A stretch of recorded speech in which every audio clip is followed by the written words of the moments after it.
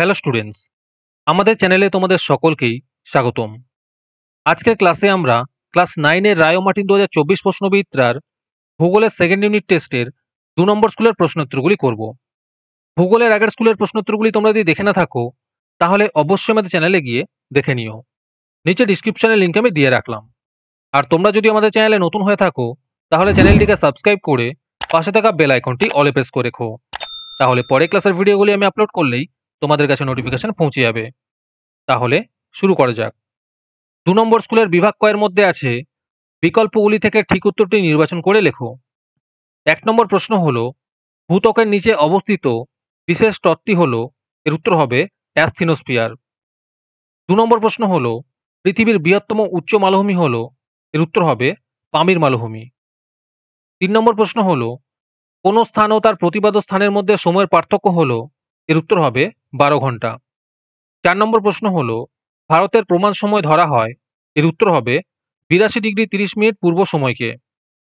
5 নম্বর প্রশ্ন হলো আর্দ্র ক্রান্তীয় অঞ্চলে সৃষ্টি হয়, এর উত্তর হবে ল্যাটেরাইট মাটি। 6 নম্বর প্রশ্ন হলো জোয়ারের জলে পুষ্ট একটি নদী হলো, এর উত্তর হবে মাতলা। 7 নম্বর প্রশ্ন হলো পশ্চিমবঙ্গের অধিক বৃষ্টিপাতযুক্ত স্থান, এর উত্তর হবে বক্সাদুয়ার। তারপরে বিভাগ ক্ষয়ের মধ্যে আছে শুদ্ধ অশুদ্ধ লেখো। 1 নম্বর প্রশ্ন হলো তরাই শব্দের অর্থ রুক্ষ পাথুরে জমি, এটি অশুদ্ধ হবে। 2 নম্বর প্রশ্ন হলো আবহবিকার একটি স্থিতিশীল প্রক্রিয়া, এটি শুদ্ধ হবে। 3 নম্বর প্রশ্ন হলো আগ্নেয়গিরি অগ্নি উৎপাতের ফলে দাক্ষিণাত্য মালভূমির সৃষ্টি হয়েছে, এটি শুদ্ধ হবে। 4 নম্বর প্রশ্ন হলো একই অক্ষরেখায় অবস্থিত বিভিন্ন স্থানে স্থানীয় সময় একই হয়, এটি অশুদ্ধ হবে। তারপরে আছে উপযুক্ত শব্দ বসিয়ে শূন্যস্থান পূরণ করো। 1 নম্বরে আছে মহাবৃত্ত বলা হয় ড্যাশ রেখাকে, এর উত্তর হবে নিরক্ষর রেখাকে।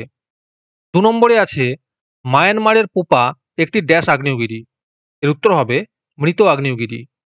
3 নম্বরে আছে শিলা ও মাটির মধ্যবর্তী অবস্থাকে ড্যাশ বলে, এর উত্তর হবে রেগোলিথ বলে। 4 নম্বরে আছে পশ্চিমবঙ্গের ত্রাসের নদী বলা হয় ড্যাশকে, এর উত্তর হবে তিস্তাকে। তোমাদের মধ্যে থেকে যে কোনো 10 জন আজকের ক্লাসের পিডিএফটি ফ্রিতে পেতে পারো। তার জন্য তোমাদের এই ভিডিওতে লাইক, সাবস্ক্রাইব এবং একটি সুন্দর কমেন্ট করতে হবে। এই ভিডিওতে যখন 100টি লাইক এবং 100টি সাবস্ক্রাইব হয়ে যাবে তারপরে আমি এই ভিডিওর কমেন্টের মধ্যে থেকে র্যান্ডমলি যে কোনো 10 জনকে বেছে নিয়ে তাদের সঙ্গে যোগাযোগ করে এই ভিডিওর পিডিএফটি দিয়ে দেব। আর যারা আগে থেকেই আমাদের চ্যানেলটি সাবস্ক্রাইব করে রেখেছো তারা শুধু লাইক এবং কমেন্ট করলেই হবে। আর বাকিরা এই পিডিএফটি 3 টাকা দিয়ে আমাদের হোয়াটসঅ্যাপ নাম্বার 7501121499 যোগাযোগ করে নিতে পারো। তারপরে আছে অতি সংক্ষিপ্ত উত্তর দাও। এই প্রশ্নোত্তরগুলি আমি তোমাদের দেখিয়ে দিচ্ছি, তোমরা দেখে দেখে নোট ডাউন করে নিও। 1 নম্বর প্রশ্ন হলো ক্ষয়ীভবন কাকে বলে?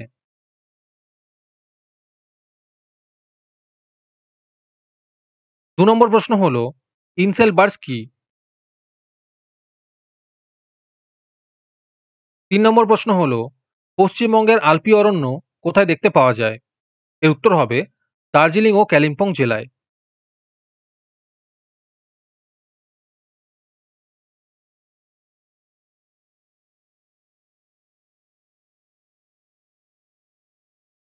তারপরে বিভাগ গ এর মধ্যে আছে সংক্ষিপ্ত উত্তর দাও।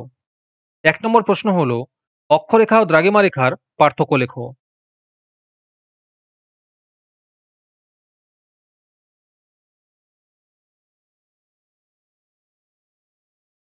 একের অথবাতে আছে আন্তর্জাতিক তারিখ রেখার গুরুত্ব লেখো।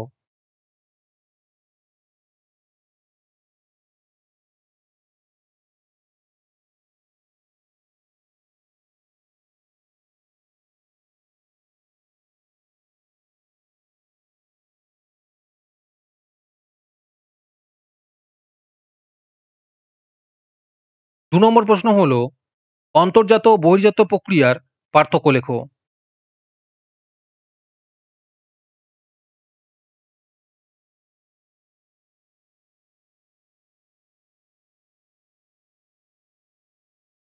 অথবাতে আছে লোয়ের সমভূমি কিভাবে গড়ে ওঠে। 3 নম্বর প্রশ্ন হলো চারণ আবহবিকার কাকে বলে? অথবাতে আছে ধাপ চাষের গুরুত্ব লেখো। 4 নম্বর প্রশ্ন হলো সুন্দরবন অঞ্চলের নদ নদীর দুটি বৈশিষ্ট্য লেখো।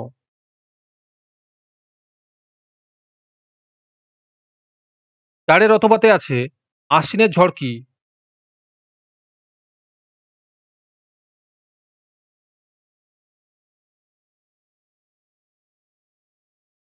তারপরে বিভাগ ঘয়ের মধ্যে আছে নিচের প্রশ্নগুলির সংক্ষিপ্ত ব্যাখ্যামূলক উত্তর দাও।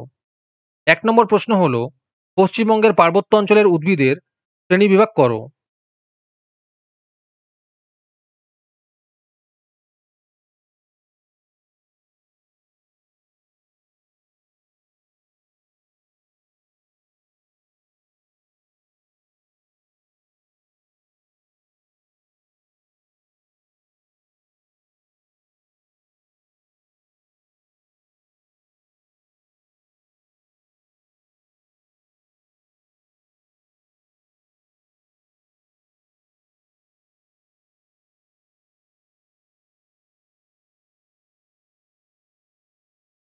তারপরে অথবাতে আছে তিস্তা পাড়ের পূর্ব ও পশ্চিম দিকের ভূপ্রকৃতির সংক্ষিপ্ত বর্ণনা দাও।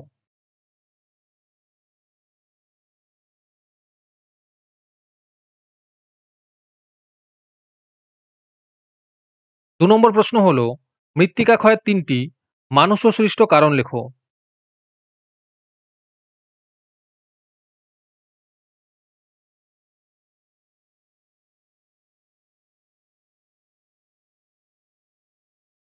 অথবাতে আছে তুহিন খণ্ডীকরণ আবহবিকার কিভাবে ঘটে। 3 নম্বর প্রশ্ন হলো অগ্নি উৎপাতের বৈশিষ্ট্য অনুসারে আগ্নেয় পর্বতের শ্রেণীবিভাগ করো।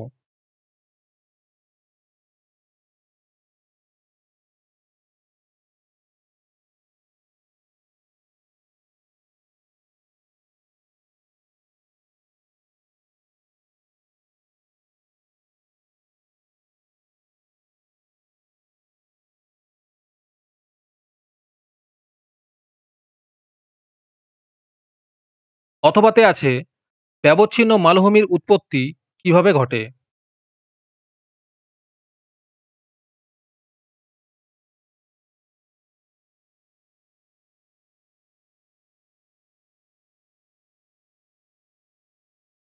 চার নম্বর প্রশ্নের উত্তরটি আমি খুঁজে পাইনি, খুঁজে পেলে অবশ্যই কমেন্টে জানিয়ে দেওয়া হবে।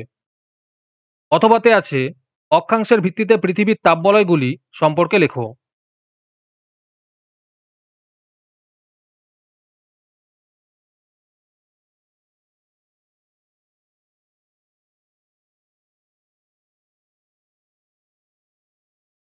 তারপরে বিভাগ ওর মধ্যে আছে নিচের প্রশ্নগুলির ব্যাখ্যামূলক উত্তর দাও। 1 নম্বর প্রশ্ন হলো পাঁচ সংস্থান তত্ত্ব অনুসারে ভঙ্গিল পর্বতের উৎপত্তি ব্যাখ্যা করো।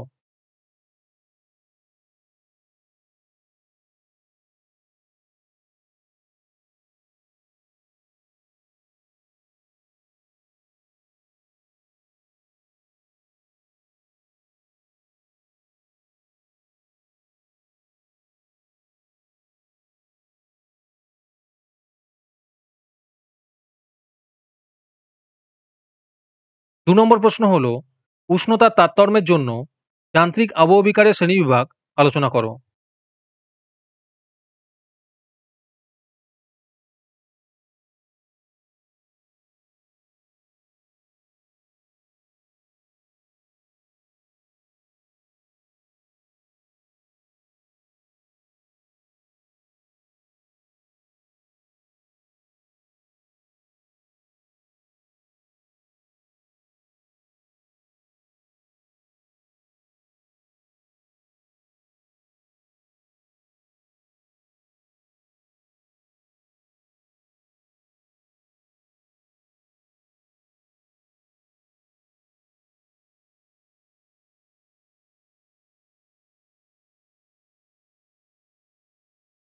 আজকের ক্লাসটি তোমাদের ভালো লেগে থাকলে অবশ্যই একটি লাইক এবং বন্ধুদের কাছে শেয়ার করে দিও।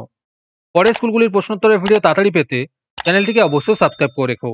তাহলে দেখা হচ্ছে পরের ক্লাসে।